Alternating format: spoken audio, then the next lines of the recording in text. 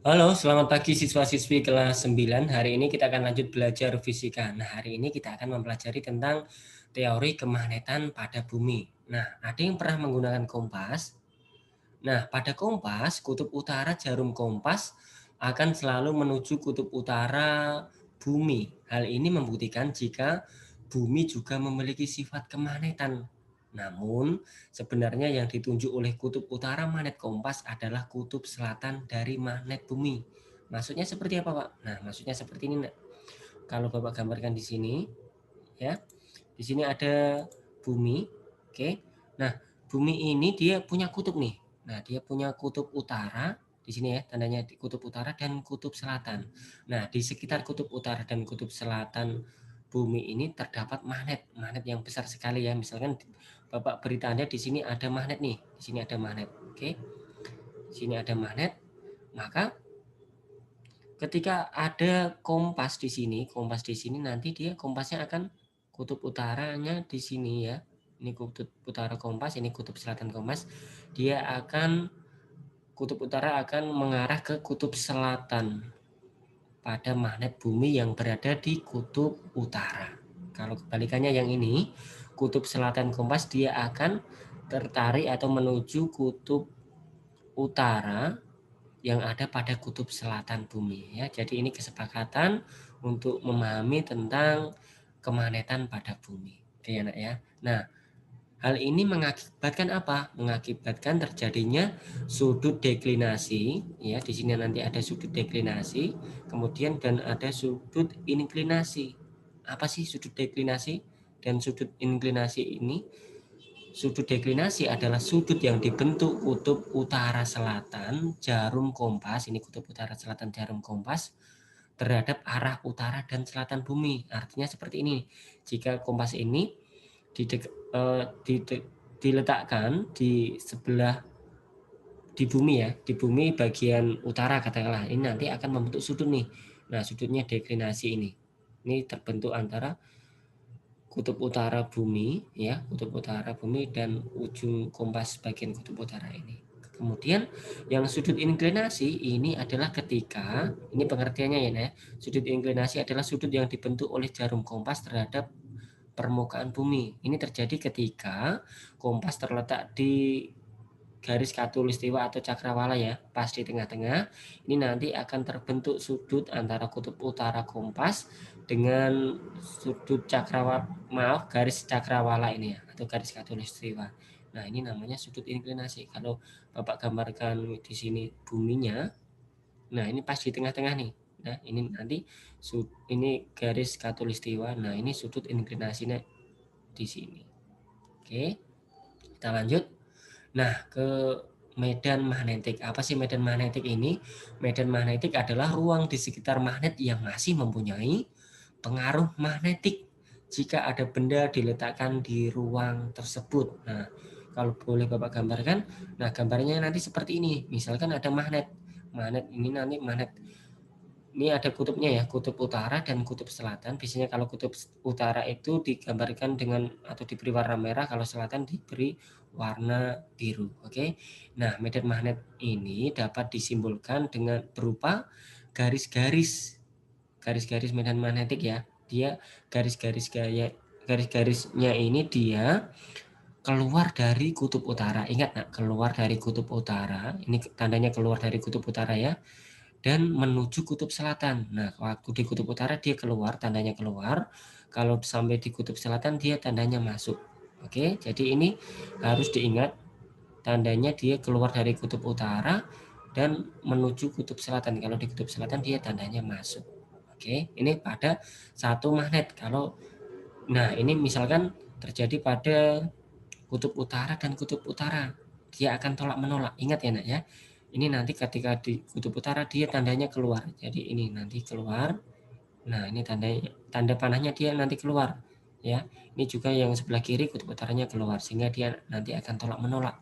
Sekarang kalau dia dua magnet yang saling mendekati antara kutub utara dan selatan, ini nanti ingat sekali lagi garis gaya medan magnetnya dia nanti keluar dari kutub utara dan menuju ke kutub selatan. Ya, ini medan magnetnya keluar dari kutub utara dan menuju kutub selatan. Ini tanda panahnya jadi seperti ini ya.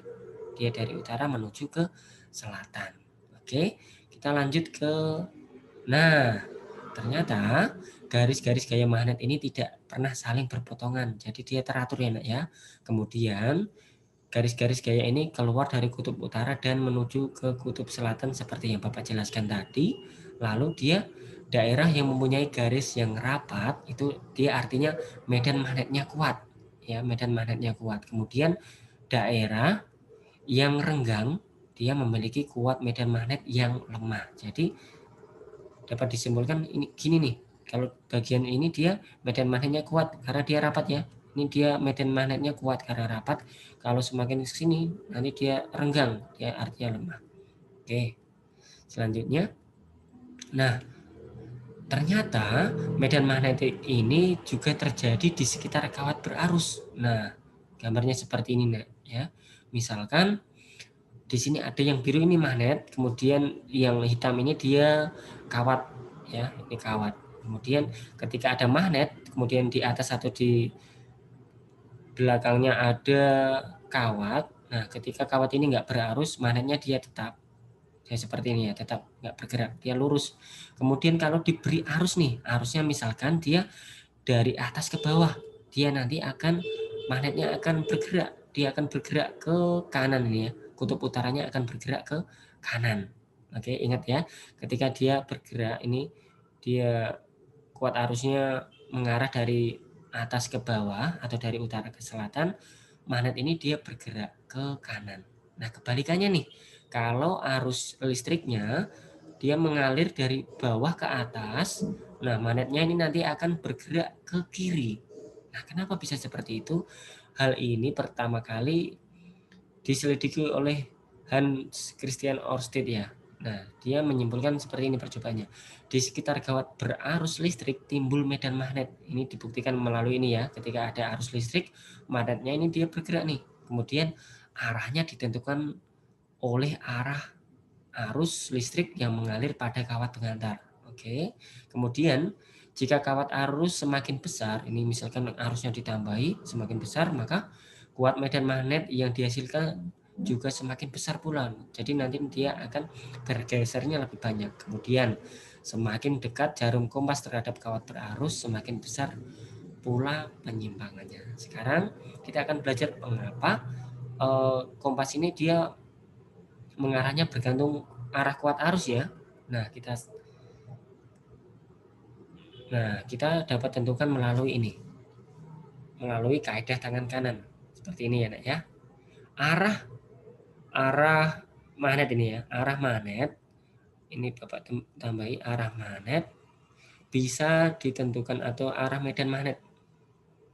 Lebih tepatnya arah medan magnet bisa ditentukan dengan aturan tangan kanan, di mana ibu jari menyatakan arah arus pada kawat pengantar, ya. Kemudian maka putaran keempat jari menyatakan arah medan magnet atau arah garis-garis gaya magnet. Nah, di sini Bapak sudah gambarkan dan Bapak akan berikan seperti ini. Kaidah tangan kanan. Di sini Bapak memberikan tangan kanan ya, menggunakan tangan kanan. Ini tanda jempol, dia arah arusnya nih, ini sesuai ya, dia ke bawah. Nah, maka magnet atau kutub utara magnet ini nanti akan bergerak kemana? Yang awalnya dari posisi netral atau sejajar seperti ini, dia akan bergerak ke kanan nih, karena mengikuti kaidah tangan kanan. Ini jarinya kan gini ya. Nah, dia nanti akan bergerak ke kanan. Jadi ini medan magnetnya dia akan bergerak ke kanan. Seperti ini dia. Oke, selanjutnya kalau yang kebalikannya nih, kita juga gunakan kaidah tangan kanan. Nah, ini ya. Jari jempol dia mengarah sesuai dengan arus listrik ini, dia ke atas. Kemudian keempat jari yang lain kemana? Dia nanti bergerak seperti ke sini. Ke sini ya. Nah, jadi ini nanti kutub utara pada kompasnya ini nanti akan bergerak ke kiri. Ini bergerak ke kiri, kalau yang ini dia nanti bergerak ke kanan. Sesuai ya, Nak ya. Coba kalian bandingkan antara gambar yang atas dengan gambar yang bawah. Yang gambar yang atas ini dengan gambar yang bawah ini. Nah, ini nanti sesuai. Jadi ini nanti arah medan magnetnya seperti ini nih. Gitu ya, Nak, ya. Oke, kira-kira itu yang dapat Bapak sampaikan pada materi pembelajaran hari ini. Kiranya anak-anak tetap semangat belajar. Stay fit, stay healthy, and God bless you.